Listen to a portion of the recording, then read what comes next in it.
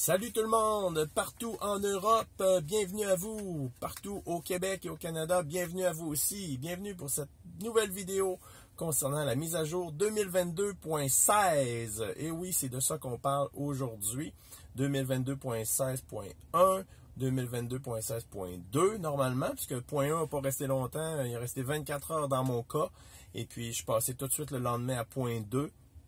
Parce que c'est pour régler des petits bugs, là, mais grosso modo, on parle de 2022.16. Comme vous voyez ici sur mon écran, on commence avec les notes de mise à jour. La vitesse maximale de l'autopilote a été passée de 130 à 140 km/h. C'est quelque chose qui est disponible partout dans le monde. Donc en Europe, peu importe votre pays, c'est disponible. Et puis au Canada aussi, aux États-Unis. Donc autopilote plus rapide. C'est disponible aussi sur les 4 versions de véhicules Tesla, donc le modèle S, modèle 3, modèle X et modèle Y. Ensuite de ça, quoi de neuf? On a les profils conducteurs qui sont maintenant liés à des comptes pour le multimédia.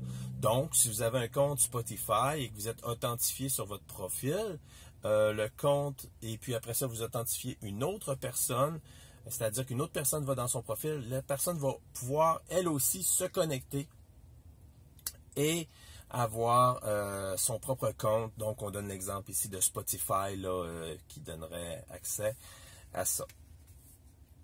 Ensuite, fait que ça, c'est disponible partout, sur toute la planète. Et puis, pour tous les conducteurs aussi, là, pour tous les véhicules Tesla. Ensuite de ça, c'est très intéressant. C'est pas mal la chose la plus intéressante, selon moi, de cette mise à jour-là. C'est l'amélioration de la prévision énergétique lorsqu'on utilise la navigation. Donc, il y avait déjà plusieurs facteurs qui étaient pris en compte. Maintenant, on en a un de plus. Et puis... plus que un. Maintenant, le calcul va prendre en compte les vents de face, les vents de côté, l'humidité et la température ambiante. Donc, si on donne un exemple avec l'hiver, on sait que les molécules d'air à moins 20 degrés Celsius sont beaucoup plus dures et denses qu'en été. Alors, tout ça est supposé que ça va être pris en compte. Donc, on va avoir une meilleure idée de notre autonomie en tout temps grâce à la mise à jour qui a été faite, la 2022.16. C'est les 3 choses qui sont documentées dans les notes de mise à jour. Autrement, qu'est-ce qu'il y a d'autre? Je vous en parle tout de suite. Donc, c'est une note. C'est non documenté. C'est pas non. Moi, je ne le vois pas dans mon écran, ce que je vais vous parler là, parce que c'est en Europe et je suis au Québec. Alors, pour l'Europe, une mise à jour qui touche juste vous ici, c'est la navigation sur l'autopilote. Donc, ceux qui ont vraiment le FSD, le Full Self-Driving, le gros autopilote. Donc, pour les sorties d'autoroute et les changements de bretelles, vous allez devoir faire signe à la voiture, donc en mettant votre clignotant, si vous voulez prendre une bretelle ou une autoroute à partir de maintenant.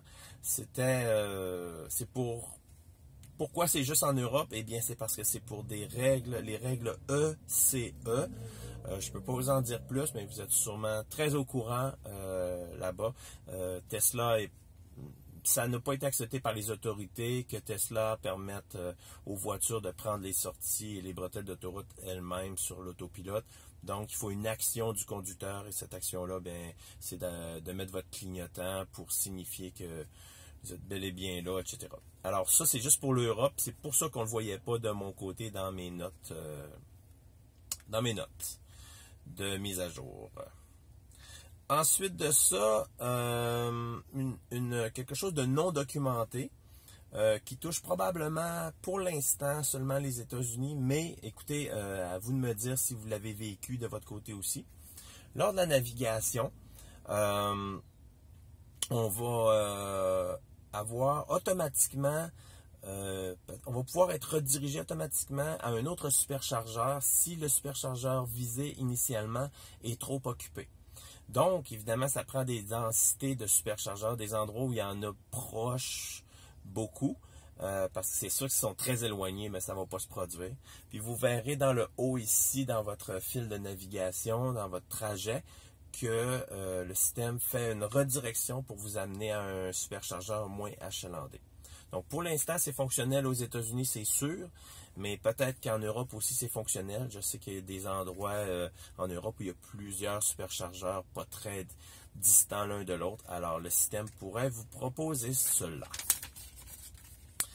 Ensuite de ça, une autre amélioration non documentée, donc vous l'avez probablement vu si vous avez déjà fait la mise à jour, c'est la visualisation. Ici qui s'est améliorée, donc je me suis mis sur le dé pour vous le montrer. Puis là, juste pour bien faire, ben il ne montre pas.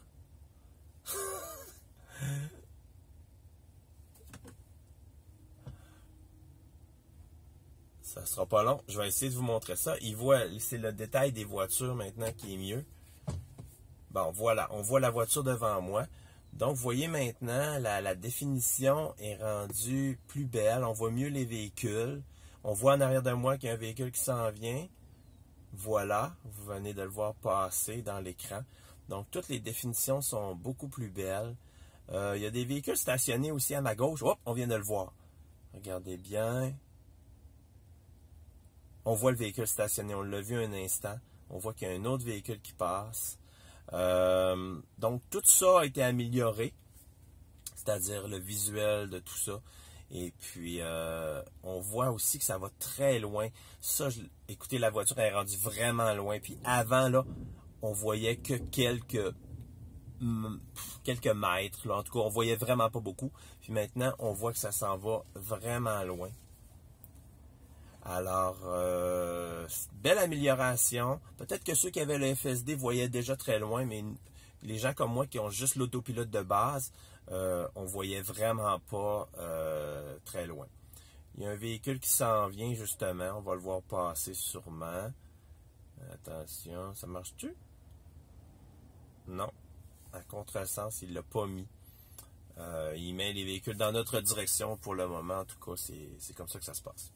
Puis comme je vous disais, les véhicules stationnés, hop, on en voit un aussi clignoter un petit peu. Fait que c'est ça, c'est vraiment cool. C'est disponible sur tous les 4 véhicules, donc S, la 3, la X et la Y. Et c'est disponible partout dans le monde, donc Europe, Canada. Toute cette nouvelle visualisation-là est appliquée avec la mise à jour 2022.16. Il y a un véhicule là-bas, justement, qui se déplace. Voilà. Qui est sorti d'un stationnement. C'est pour ça qu'on le voyait en diagonale, là. Puis là, il est parti. Et je me dépêche, il se met à pleuvoir. Ça va faire du bruit sur la vidéo. Autre chose qui a changé ici, c'est la grosseur de la ligne, ici, d'accélération et de régénération. Elle est plus épaisse maintenant. Et puis, on voit aussi plus facilement, donc, quand on est en régénération ou en accélération. Et puis, lorsque vous êtes sur l'autopilote et qu'il y a de la régénération, vous allez voir aussi une barre grise se rajouter au vert si le freinage est intensif et que les freins mécaniques sont utilisés. Dernière chose, c'est dans le entretien ici, dans le logiciel ici, vous avez les détails de la voiture. On a rajouté 2 choses dans les détails du véhicule. On a rajouté si le véhicule avait une thermopompe et puis une pompe à chaleur. Et puis, on a rajouté aussi l'information à savoir si... notre information aussi. Alors, voilà la type de batterie. C'est ça, la petite batterie, pardon. Donc, on sait maintenant si c'est une batterie au lithium-ion ou une batterie plomb classique qui est installée dans le véhicule.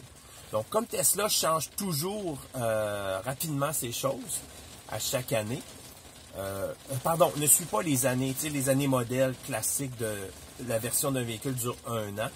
Donc, avec cette information-là, lorsque vous allez revendre le véhicule, ça va être plus facile de savoir quel type de batterie qu'il y a, quel type d'équipement qu'il y a dans la voiture, et tout ça va être beaucoup plus simple pour vous. Alors, cette information-là est disponible sur les 4 véhicules S, X Y et la 3, bien sûr, partout dans le monde. Je vous laisse, il pleut beaucoup, ça fait du bruit dans la vidéo.